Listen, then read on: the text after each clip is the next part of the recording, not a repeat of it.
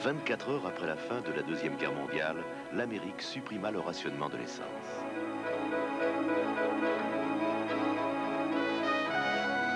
Pendant que tout le pays faisait la fête, quelques-uns se posaient la question de savoir d'où viendrait le pétrole et qui allait le contrôler. La majorité des gens ne pensaient qu'à célébrer la paix retrouvée et la prospérité qui allait en découler. Nous allons tous pouvoir profiter d'un repos bien mérité. Nous aurons de l'essence, des nouvelles voitures, des pneus. L'Amérique va retrouver sa prospérité d'avant-guerre. Oui, des voitures, des radios, des aspirateurs, des banylons, des steaks saignants. C'est presque comme un rêve.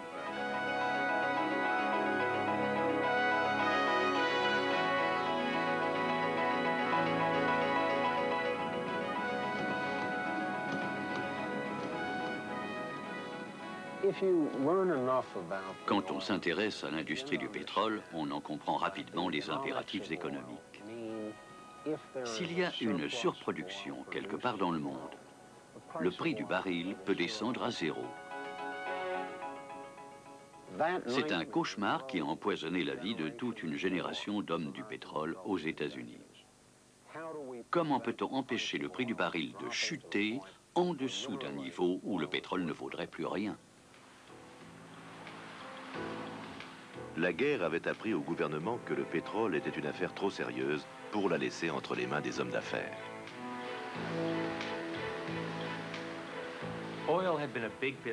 Après sa découverte, le pétrole est rapidement devenu une industrie essentielle. Mais c'est la Deuxième Guerre mondiale qui a pleinement démontré son importance stratégique pour les nations et a créé des liens aussi étroits avec les pouvoirs politiques. Ça n'a fait qu'augmenter l'angoisse de se dire d'où va venir le pétrole? Comment sera le marché? Est-ce que les quantités seront suffisantes? On était loin de la situation d'avant-guerre, avec la surproduction des années 30 qu'on ne savait pas comment maîtriser.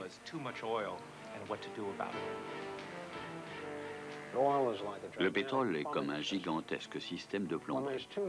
Quand il y en a trop à un endroit donné et qu'on ne sait pas où le mettre, on a une inondation. C'est ce qui s'est passé aux États-Unis dans les années 30. On avait trouvé d'immenses champs de pétrole au Texas et il n'y avait pas de marché. Alors le pétrole s'est répandu partout et a détruit les récoltes. Et le prix du baril était à zéro. C'est ce facteur économique essentiel qui a conduit à une série d'accords entre les compagnies importantes. Il fallait impérativement coordonner l'offre et la demande pour éliminer une surproduction qui faisait chuter les prix jusqu'à un niveau alarmant pour tout le monde.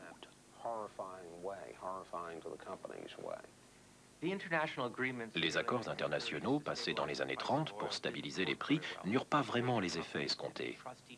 Aucune compagnie, grosse ou petite, ne faisait confiance à l'autre.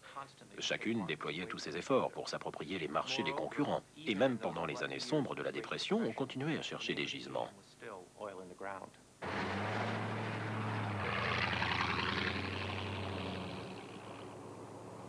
Une partie du monde qui jusqu'alors avait seulement éveillé l'intérêt des aventuriers et des écrivains attira l'attention des chercheurs de pétrole au début des années 30.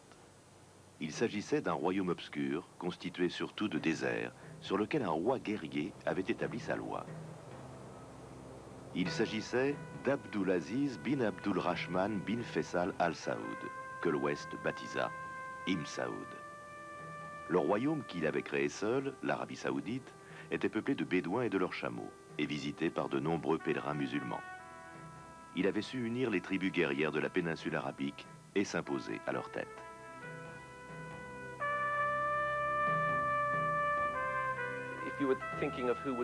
Si on avait cherché quelqu'un pour jouer son rôle dans un film, il aurait fallu un acteur qui est un peu d'Errol Flynn, un peu d'Anthony Quinn et un peu de Sean Connery. Il était très grand, beau et plein d'énergie. Pendant le premier quart du siècle, entre 1900 et 1925, il parcourut l'Arabie à dos de chameau, armé d'un cimeterre et d'un mousquet. Il se lançait à la conquête des oasis, épousait les princesses du désert et morceau par morceau constituait son vaste empire. Dès 1925, il était plus grand que l'Europe de l'Ouest. Dès l'âge de 20 ans, Ibn Saoud passait à l'action. Le capturer était un rêve impossible.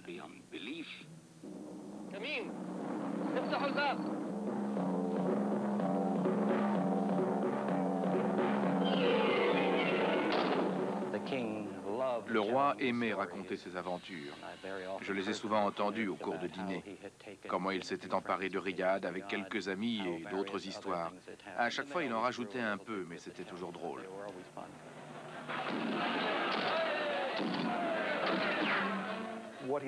Il avait su développer tout un réseau de relations personnelles avec les différentes tribus. Sa méthode consistait à épouser la fille d'un chef nomade. Mais comme il n'avait droit qu'à 4 femmes, il fallait qu'il divorce de temps en temps. Il installait confortablement et à l'abri de tout besoin financier la femme dont il se séparait. Il pouvait alors épouser quelqu'un d'autre. Il semait les fils un peu partout. Cela lui établissait des relations privilégiées dans le pays tout entier. Les caisses d'Ibn Saoud étaient remplies grâce aux milliers de pèlerins qui visitaient les villes saintes de la Mecque et de Médina. Mais au cours des années 30, pendant la dépression, leur nombre ayant diminué, les revenus du roi firent de même. La Standard Oil de Californie, la SoCal, dont le siège était à San Francisco, avait trouvé un peu de pétrole sur une île du golfe Persique. La SoCal espérait bien en découvrir d'autres.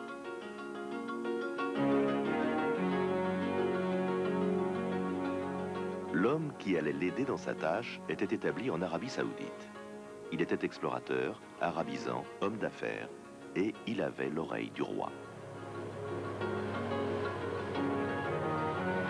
Le nom de Philby évoque immédiatement l'espion anglais Kim Philby, qui trahissait au profit des Russes.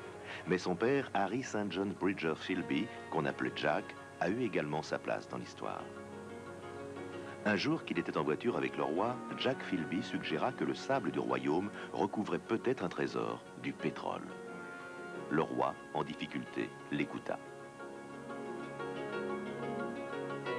De retour en Californie, la SoCal demanda à Philby de lui obtenir une concession en Arabie Saoudite contre l'avis de la plupart des experts qui affirmaient qu'on n'y trouverait pas de pétrole. Mais le roi accorderait-il la concession ? Quand on lui demanda pour la première fois ce qu'il savait de l'Amérique, il croyait qu'elle n'était peuplée que de peaux rouges.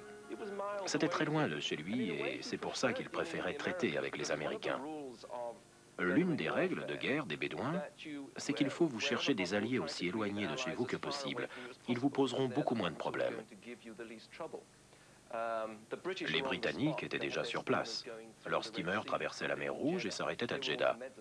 Ils manigançaient déjà beaucoup de choses. Donc, par principe, le roi préférait traiter avec un pouvoir lointain, surtout que les Américains semblaient avoir bien plus d'argent que les Anglais.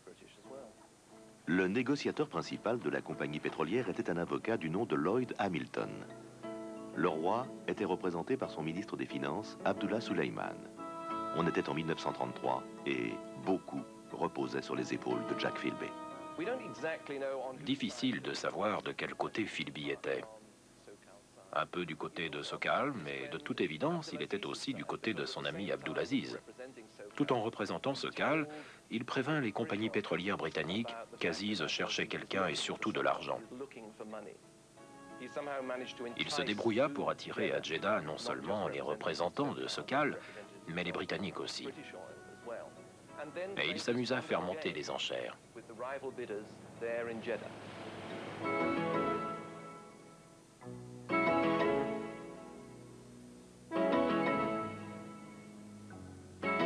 Un marché fut conclu. Le roi, qui pensait avoir vendu du sable aux Américains pour 275 000 $, croyait avoir fait une excellente affaire.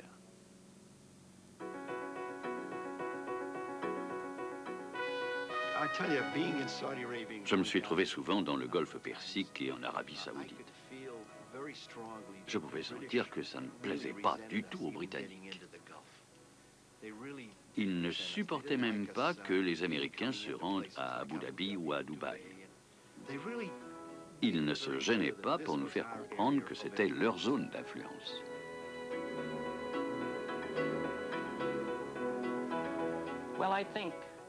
Je crois que les Britanniques regrettaient surtout de ne pas avoir su saisir leur chance d'obtenir une concession dans les années 30. Ils l'auraient eu sans aucun problème si, à l'époque, ils avaient montré le moindre intérêt.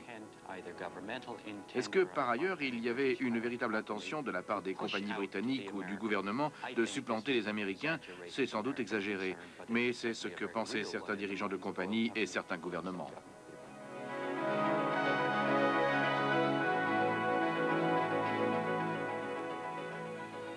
Les Américains ne perdaient pas de temps. Leurs premiers géologues arrivèrent sur un dhow.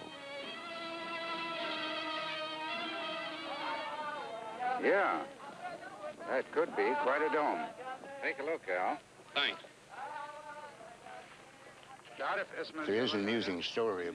Il existe une histoire amusante à propos d'un géologue américain. Il est descendu d'avion et les gens qui l'attendaient lui ont dit « On va vous accompagner à votre résidence et vous installer avec vos appareils de recherche. De combien de temps avez-vous besoin avant de pouvoir vous mettre au travail ?»« Recherche » a-t-il répondu. « Creusez ici » a-t-il ajouté en montrant un dôme imposant. Et il s'est retourné en direction du golfe Persique et puis creusé aussi là-bas.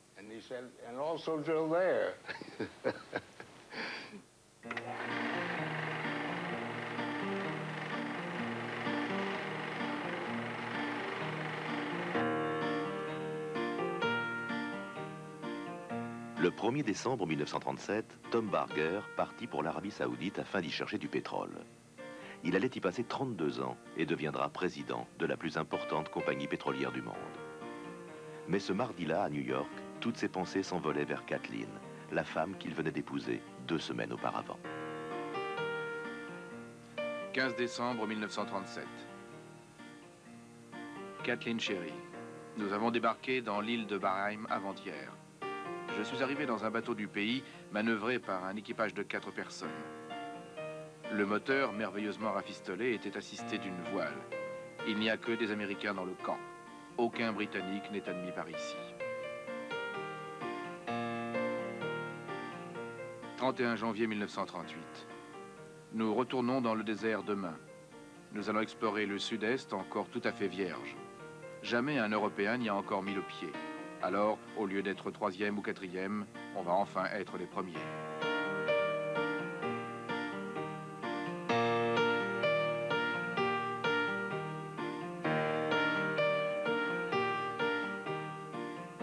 Ça devrait être intéressant au point de vue géologique. C'est un endroit si éloigné qu'on n'a aucune idée de ce qu'on va y trouver.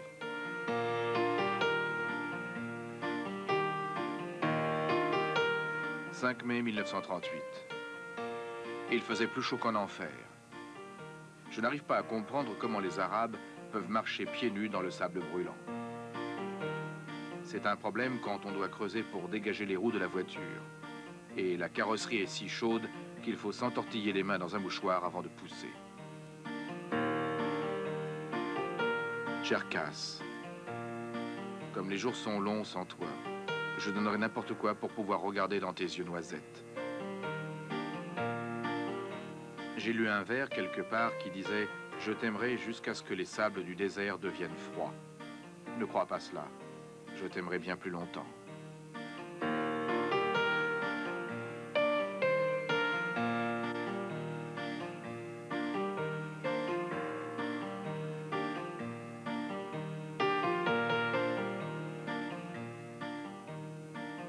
19 février 1938. Je n'ai encore aucune bonne nouvelle à te donner sur tes chances de me rejoindre ici. Tout dépend des puits en Arabie Saoudite. Alors, prie pour notre succès.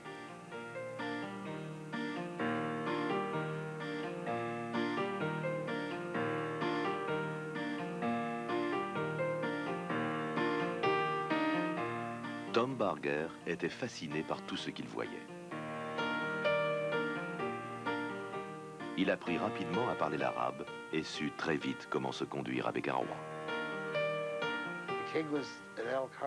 À l'époque, il se trouvait à Al-Kharj, où il avait une résidence d'été.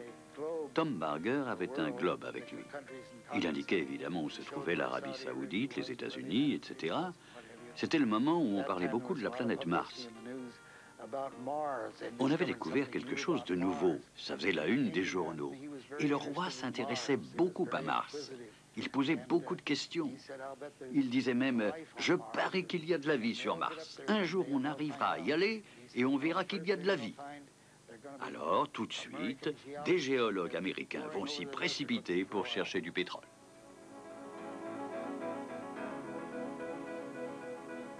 La compagnie investit beaucoup en Arabie Saoudite. On est obligé de faire de nouvelles constructions parce que des ouvriers supplémentaires arrivent sans arrêt.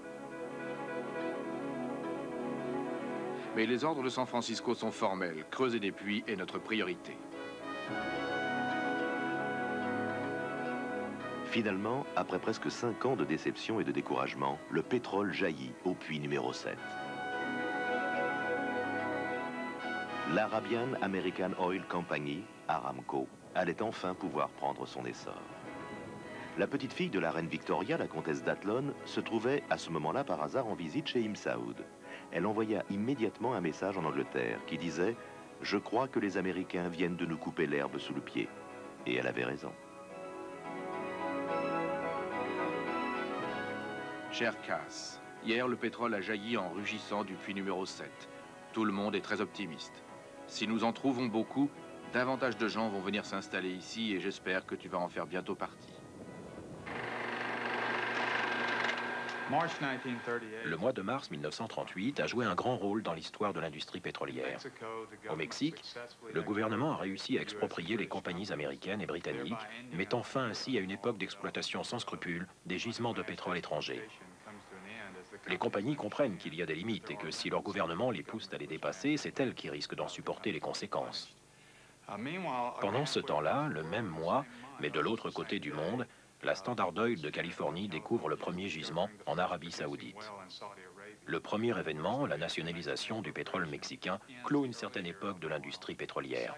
Le deuxième, à savoir la découverte de pétrole en Arabie Saoudite, ouvre une nouvelle ère. Le Moyen-Orient va devenir le lieu de production le plus important qui soit. La première expédition de pétrole fut un événement royal. C'était le 1er mai et il faisait beau et chaud. Bien sûr, tout le personnel d'Aramco était présent. Le roi avait traversé le désert avec une suite très importante. Ils avaient de nombreuses voitures et nous, on a dû sortir les tracteurs pour les désensabler. Il avait amené une véritable armée avec lui. Le vieux roi Ibn Saoud était costaud. Il aurait eu sa place dans une équipe de football américain. Eh bien, il a sorti un long sabre et il nous a fait la danse du sabre là, devant tout le monde. Aucun diplomate n'était présent. Il viendrait plus tard. Pour l'heure, seuls les ouvriers et les bédouins, les dirigeants et les émirs allaient pouvoir regarder le monarque ouvrir le robinet qui allait envoyer le premier pétrole saoudien dans le monde entier, rapprochant l'Amérique de son royaume.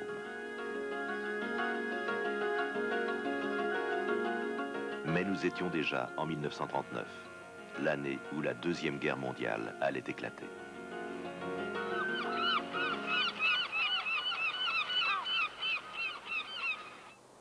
« 14 septembre 1939. Tout est calme ici, nous sommes en pays neutre. La seule inquiétude est un risque de sabotage du puits. Mais le pays est si peu peuplé que tout le monde se connaît. Un inconnu aurait beaucoup de mal à passer inaperçu. » On se méfiait de tout le monde. Quand une équipe d'entomologistes anglais arriva, les Américains étaient convaincus qu'il y avait parmi eux des géologues déguisés en chasseurs d'insectes. Les Américains s'étaient reposés sur les Britanniques pour maintenir la stabilité au Moyen-Orient. Ils avaient besoin d'un environnement calme pour pouvoir opérer.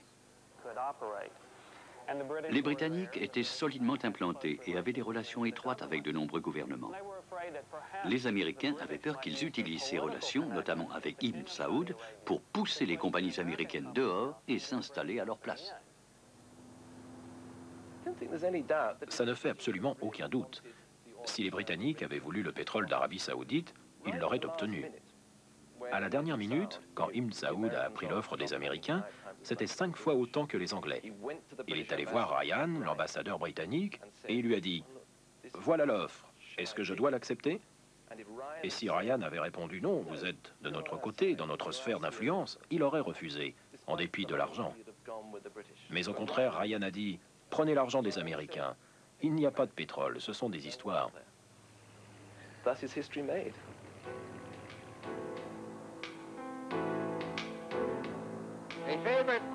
La question est de savoir s'il y aura rationnement de l'essence.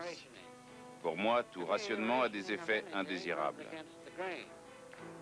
Avec la guerre, les besoins en pétrole augmentaient énormément.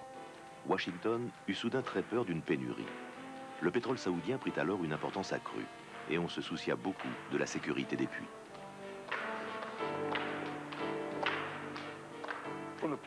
Le point charnière pour le gouvernement américain fut 1943. Au milieu de la Deuxième Guerre mondiale, le département d'État, les militaires et les hommes du pétrole furent soudain conscients de l'importance de l'essence au point de vue stratégique. Ils réalisèrent aussi que les États-Unis n'avaient pas de réserve adéquate.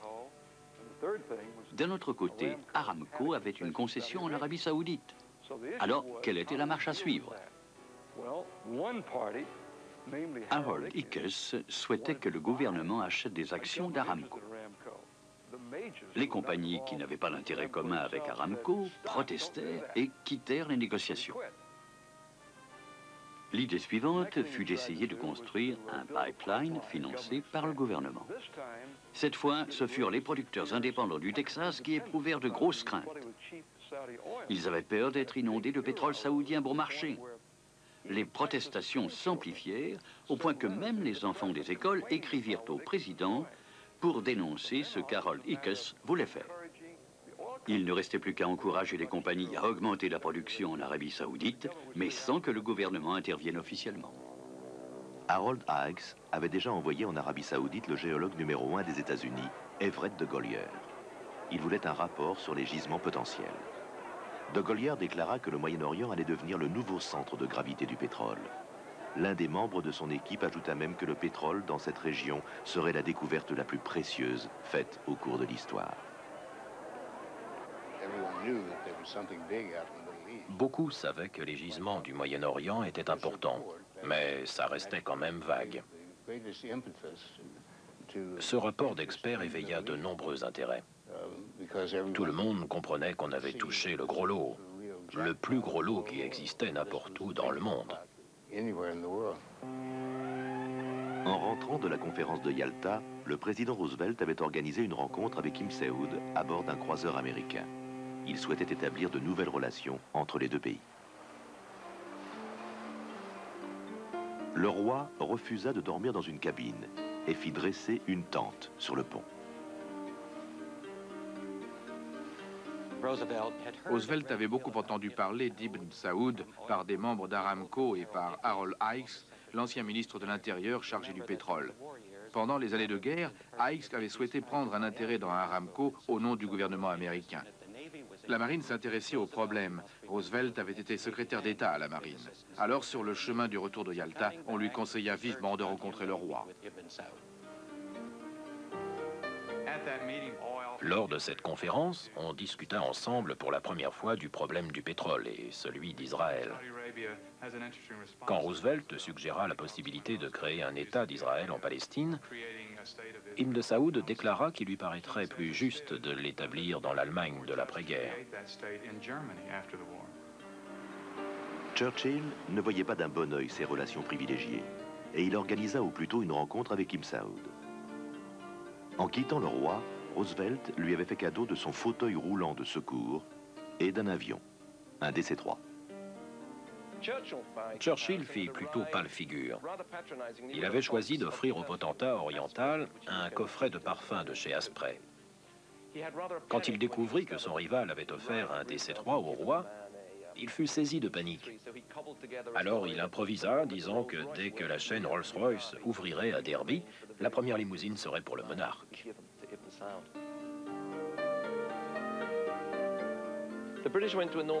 Les Britanniques ne ménagèrent pas leur peine pour arabiser leurs Rolls. Mais ce qui leur avait échappé, c'est que dans les pays arabes, les rois et les potentats ne s'asseyaient pas à l'arrière des voitures. Alors quand la Rolls fut enfin livrée à Riyad, Ibn Saoud sortit pour la voir. Il voulut s'asseoir devant, mais renonça immédiatement parce que les Anglais avaient laissé le volant à droite. C'est donc le chauffeur qui se serait assis à droite et le roi à gauche, ce qui n'est pas la place d'honneur. Alors il a claqué la porte et fait cadeau de la voiture à un de ses jeunes frères. Churchill faisait tout pour préserver l'influence britannique au Moyen-Orient, mais l'époque était contre lui.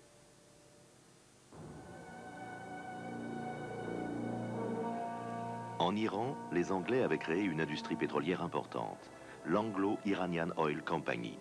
Elle appartenait pour moitié au gouvernement anglais.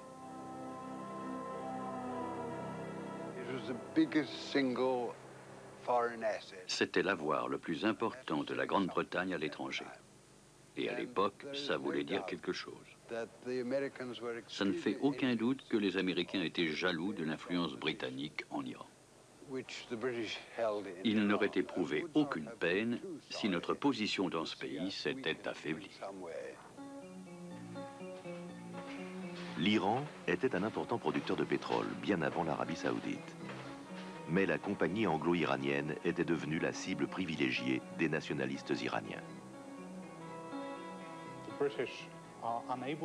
Après la guerre, les Britanniques refusaient de voir que nombre d'États constituant le tiers-monde allaient demander leur indépendance, ce qui signifiait qu'ils prendraient aussi le contrôle de leurs propres ressources naturelles.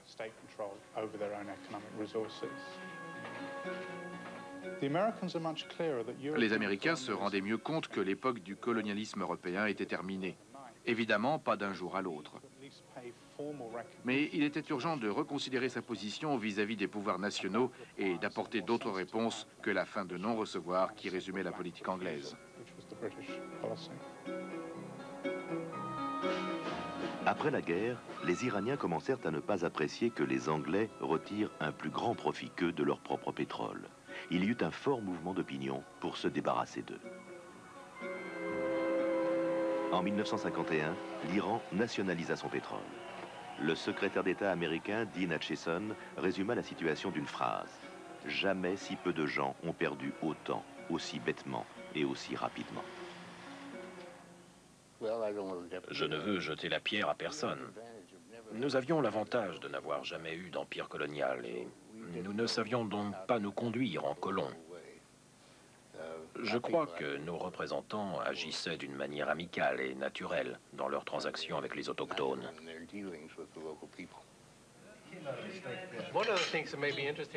Ça vous intéressera de savoir qu'on a travaillé pour 5 rois en Arabie Saoudite. Il y a d'abord eu le roi Abdulaziz, qui est mort en 1953. Puis on a eu le roi Saoud. Après, c'était le roi Faisal. Ensuite, le roi Khaled. Et il y a eu le roi Fahd. Combien de rois y a-t-il eu en tout en Arabie Saoudite? 5, c'est extraordinaire. On a travaillé pour les 5 et grâce au ciel, on leur a survécu. Ibn Saoud est venu en 1947. J'étais jeune, 22 ans. La royauté, ça m'impressionnait pas beaucoup. Mais cet homme marchait si dignement et si royalement que j'ai changé la vie dans la seconde. Il mesurait 1,90 m et il se déplaçait toujours lentement. Il a eu 200 enfants?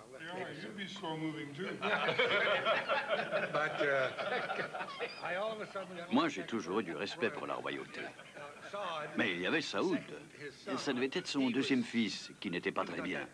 C'est lui qui est allé en Égypte et puis qui a essayé... Mais il a été déposé, pas vrai?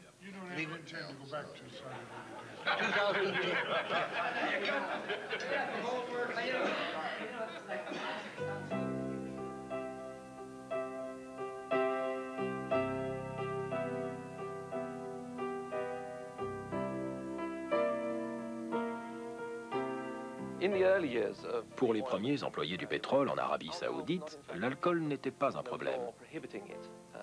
Aucune loi ne l'interdisait.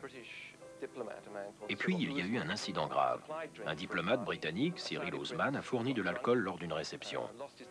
Un prince saoudien s'est enivré, s'est mis en colère, a sorti un revolver de quelque part et a tué Ousmane. On peut toujours voir sa tombe à Jeddah. On raconte même que des expatriés vont quelquefois cracher dessus, parce que, à la suite de cet incident, Ibn Saoud a décrété que l'alcool serait banni du royaume.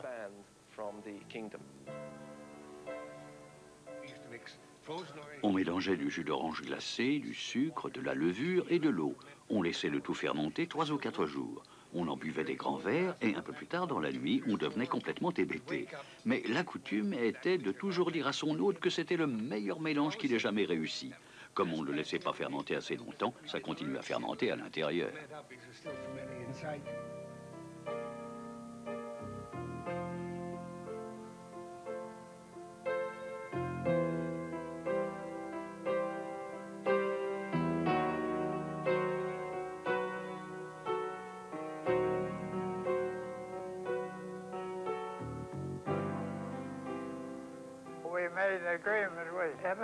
On avait passé un marché avec Ibn Saoud qui stipulait qu'on devait lui donner de l'or pour chaque tonne de pétrole qu'on ferait sortir du pays. Et c'est ce qu'on a fait au début. Mais on produisait de plus en plus et il fallait trouver toujours davantage de shillings or pour tenir nos engagements. On a fini par lui dire qu'on ne pouvait pas trouver autant d'or. C'était devenu une affaire tellement importante qu'il ne serait pas resté un seul shilling or dans le monde entier.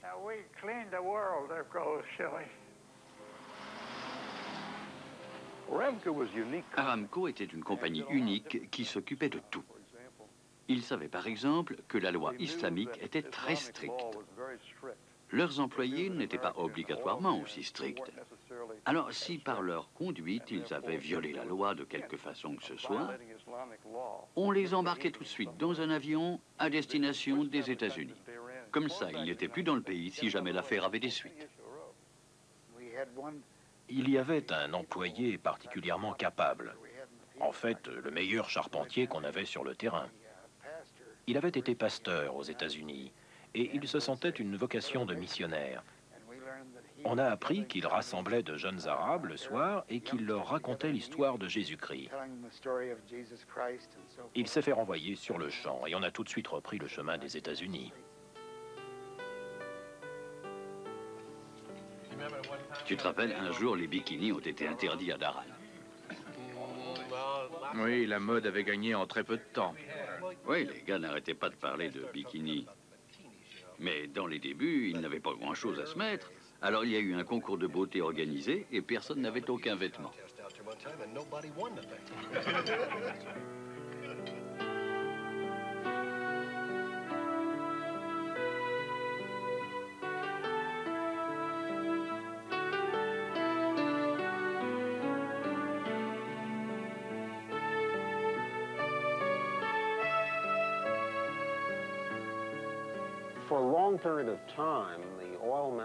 Pendant une longue période, les hommes du pétrole étaient des autodidactes qui grandirent en même temps qu'une industrie.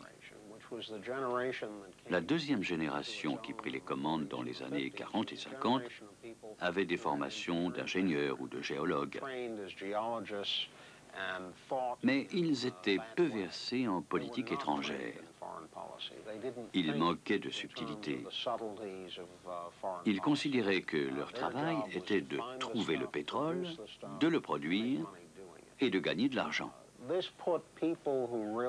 Et ces gens, peu au fait des tensions internationales, étaient en première ligne dans les endroits les plus sensibles du globe.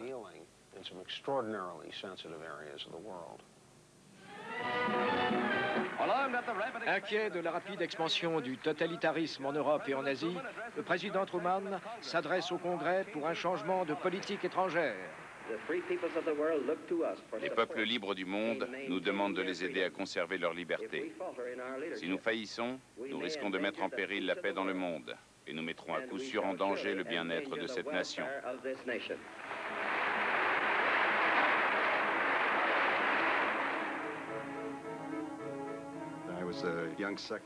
J'étais un jeune second lieutenant dans la marine en 47-48.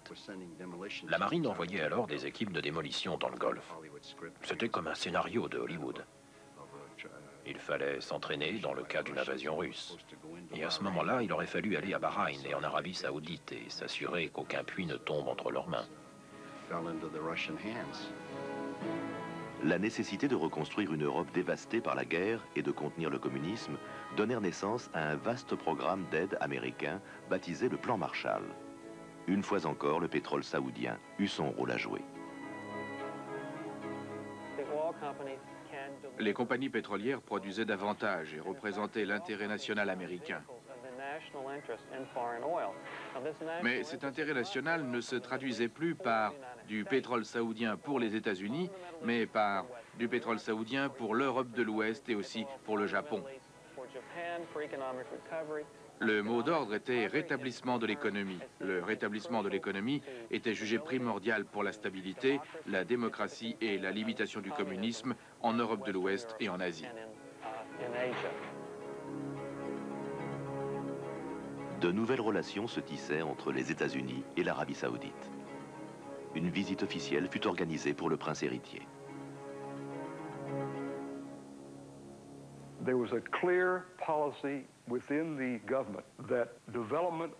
La politique du gouvernement américain était très claire. Il fallait développer le plus rapidement possible la production de pétrole saoudien, parce que ça permettrait à l'Ouest de conserver ses ressources. Donc, tout ce qu'on pouvait faire pour aider les compagnies qui se trouvaient en Arabie saoudite était bon. Durant la guerre froide, l'accès au pétrole pour l'Ouest était capital.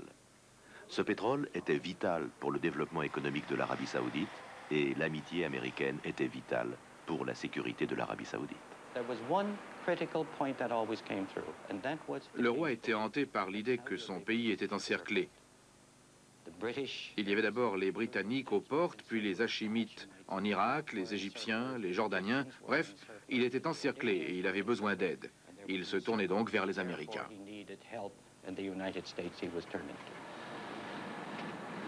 La rencontre entre les Saoudiens et le rêve américain fut un gros succès. Mais comme les membres des familles royales du monde entier, les Saoudiens n'avaient pas d'argent sur eux. Tous les membres de la délégation aimaient beaucoup faire du shopping, mais ils n'avaient jamais un sou dans leur poche. Alors ils faisaient livrer leurs achats à l'hôtel pour que je les paie. Je n'avais jamais moins de 4 billets de 1000 $ avec moi. Et c'était une époque où 1000 $, ça voulait dire quelque chose.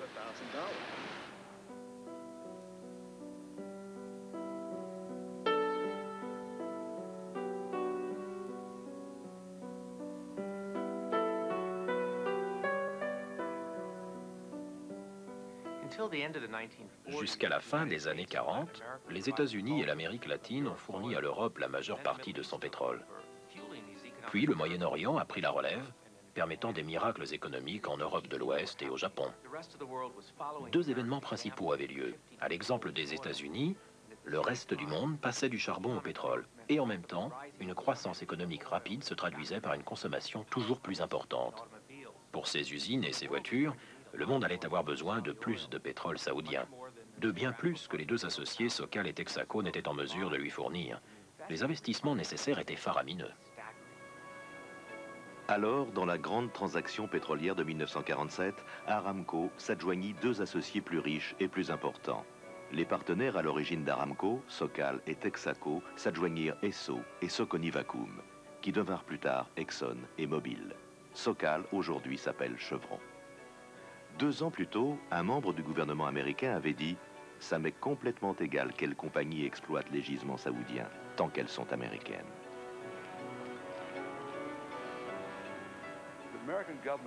La politique du gouvernement américain était de rester clairement en dehors des affaires de pétrole, mais d'aider les compagnies dans leurs entreprises.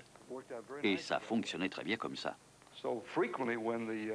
Quand les compagnies demandaient le feu vert pour une opération quelconque, la réponse était toujours « pas d'objection », signifiant « allez-y, on est derrière vous ». Pas d'objection était devenu un mot de passe.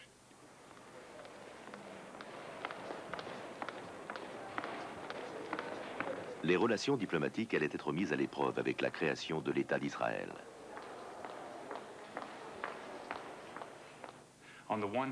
D'un côté, les gouvernements et les compagnies font tous leurs efforts pour avoir accès au pétrole. Et de l'autre, ils essaient de trouver une solution pour établir une nation juive au Moyen-Orient. Il y a la crainte justifiée que les gouvernants des pays producteurs refusent l'idée d'un État d'Israël. Tout en maintenant son hostilité envers le sionisme, Ibn Saoud, plus pragmatique que jamais, accepta la création d'un État d'Israël.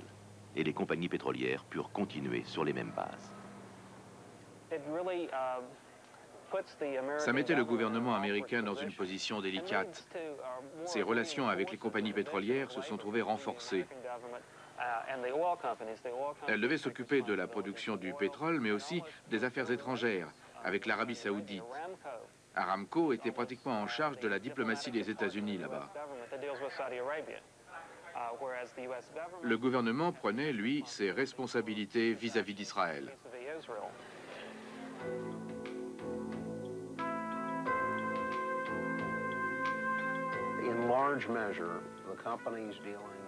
Dans une large mesure, les arrangements des compagnies avec le gouvernement étaient classés top secret. Aucun membre de la presse, ni même aucun intellectuel, n'a jamais eu vent des tractations qui avaient lieu entre le gouvernement et les sociétés pétrolières.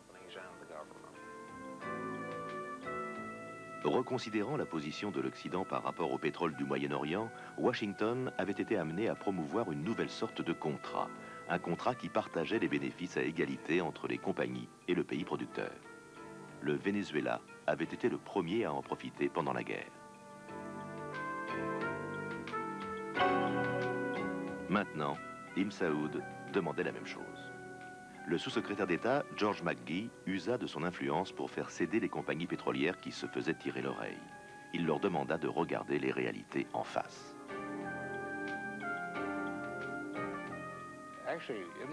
Il faut dire qu'Ibn Saoud avait un ministre des Finances très coriace, qui exerçait une forte pression sur nos compagnies.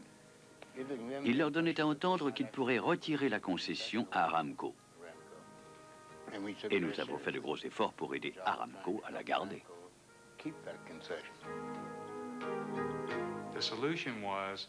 La solution était de faire bénéficier les sociétés pétrolières d'une vieille loi américaine sur les taxes payées à l'étranger. Ça leur permettait de payer beaucoup moins d'impôts aux États-Unis et bien davantage en Arabie Saoudite.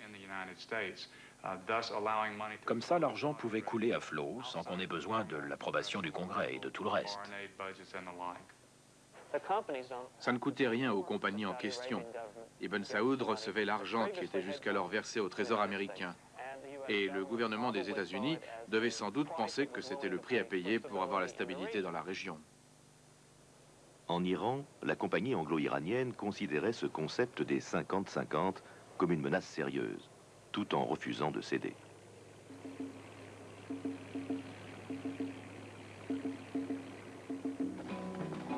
Quand elle se décida enfin, c'était déjà trop tard. Tous ces biens en Iran, les champs de pétrole, les pipelines et la plus grande raffinerie du monde étaient déjà nationalisés. Et les Anglais furent expulsés.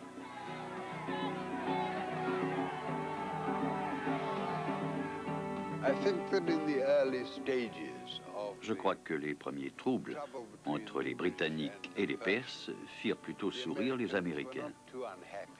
Mais quand les choses empirèrent dramatiquement, ils commencèrent à trembler. Ils comprenaient l'impact que tout ça allait avoir sur les concessions qu'ils avaient eux-mêmes dans d'autres pays. Le jeune Shah, très pro-européen, n'était qu'un figurant. Le pouvoir était entre les mains de l'aristocratique Premier ministre Mossadegh, déjà âgé. Entre autres excentricités, il aimait négocier de son lit, en pyjama. Mossadegh établit une compagnie contrôlée par l'État pour prendre la suite de l'anglo-iranienne. Il y eut plusieurs tentatives pour arriver à un accord, mais elles échouèrent toutes. Mossadegh était un nationaliste ardent, et surtout 100% anti-britannique. Toutefois, il était très calculateur. Il confia à quelques Américains qu'il ne pouvait pas passer un marché avec les Anglais sans endommager son image en Iran. Bref, Mossadegh eut sa victoire. Il s'était débarrassé des Britanniques et contrôlait le pétrole iranien. Il n'y avait qu'un problème. Il découvrit rapidement qu'il n'arrivait pas à le vendre.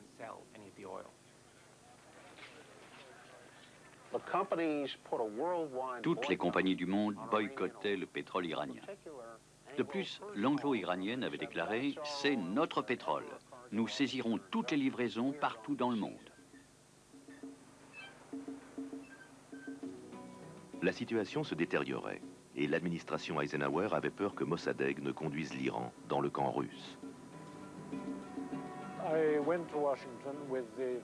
Je suis allé à Washington avec l'autorisation d'Anthony Eden et j'ai expliqué aux Américains qu'il y avait une grave menace communiste en Iran.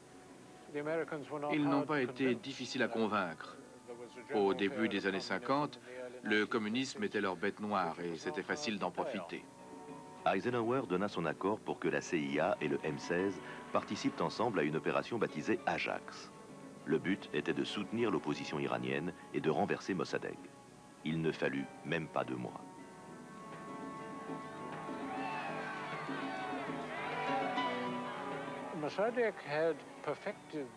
Mossadegh avait mis au point une technique pour organiser des manifestations de foule dans les rues à chaque fois qu'il n'obtenait pas ce qu'il voulait.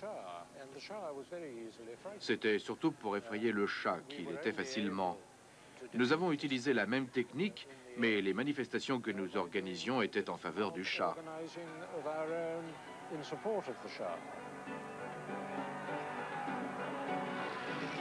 Mossadegh prit la fuite. C'était terminé pour lui. On rétablit le Shah sur le trône. Ennuyé d'avoir eu besoin de l'aide occidentale, il était bien décidé à devenir un monarque absolu. Les Américains avaient contribué à renverser Mossadegh par peur du communisme, les Britanniques pour le pétrole.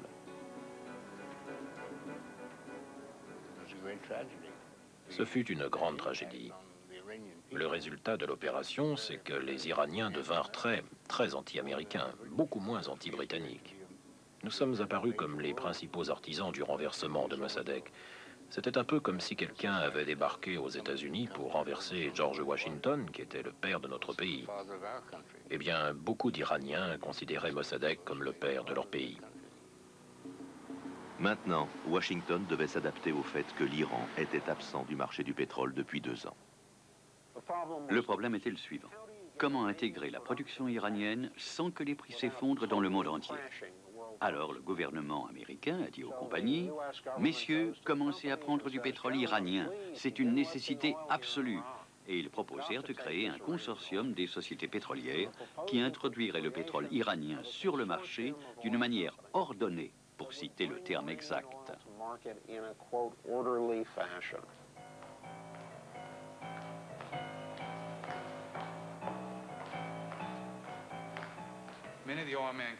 La plupart des hommes du pétrole déclarent qu'ils se prêtèrent à l'opération contre leur gré.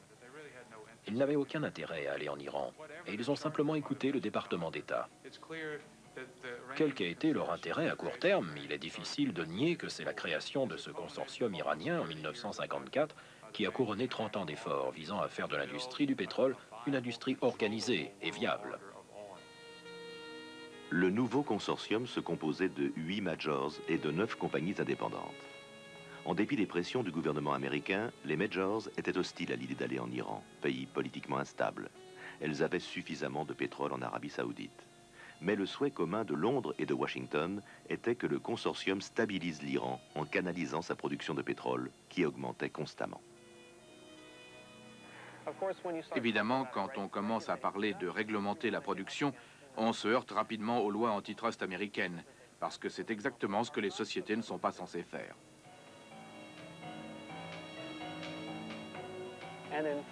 Et l'un des obstacles dressés devant le consortium, c'était une plainte déposée contre les majors par le ministère de la Justice. À la fin, le gouvernement a dû choisir entre la sécurité nationale et la concurrence sur les marchés mondiaux du pétrole. Et il a choisi la sécurité et la stabilité au Moyen-Orient et sur les marchés, plutôt que les incertitudes qui auraient pu naître d'une concurrence accrue. Dans les années d'après-guerre, la politique était liée au pétrole, et le pétrole à la politique. Le paysage industriel dépendait non seulement des confrontations sur les marchés, de l'importance stratégique du pétrole pour l'économie, mais aussi des rivalités que la guerre froide engendrait, sans oublier les nationalismes exacerbés au Moyen-Orient.